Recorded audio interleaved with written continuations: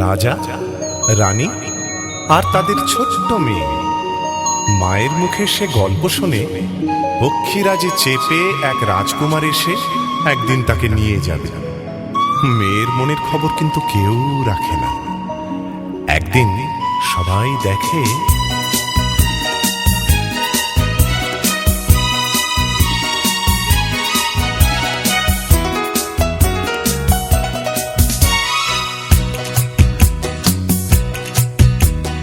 যাচ্ছে উড়ে ওই ছোট্ট সে মেয়ে, পিঠে চড়ে এক পক্ষীরাজের জাদু কাঠির আলতো ছোঁয়ায় ভেঙে দেবে ঘুম রাজকুমারের। সে ভয় তো পাবে না, পিছু পানে যাবে না। দোষী সে এক মেয়ে, ওহো যাচ্ছে উড়ে ওই ছোট্ট সে মেয়ে, পিঠে চড়ে এক পক্ষীরাজের জাদু কাঠির আলতো ছোঁয়ায় ভেঙে দেবে ঘুম রাজকুমারের। সে ভয় তো পাবে না, পিছু পানে যাবে না। দোষী সে এক মেয়ে।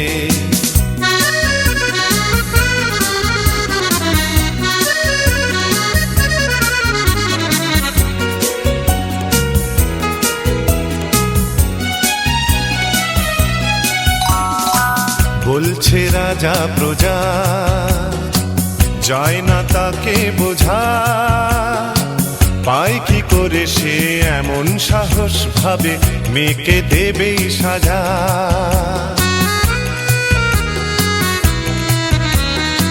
ভাবছে বসে রানী, মেয়েকে বুকে টানি।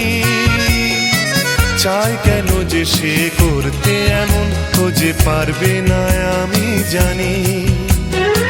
তখনই ঝড় তুলে হাজার দুয়ার খুলে পলকে গেল চলে রাজার কুমার সাথে এক রোখামে।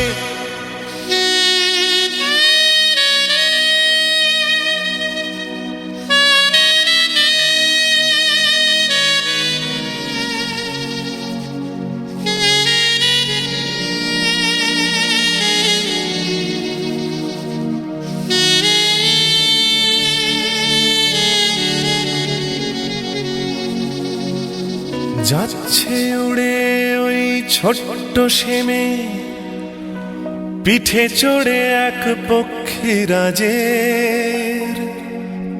জাদু কাঠির আলতো ছোঁয়ায় ভেঙে দিল ঘুম রাজকুমারের।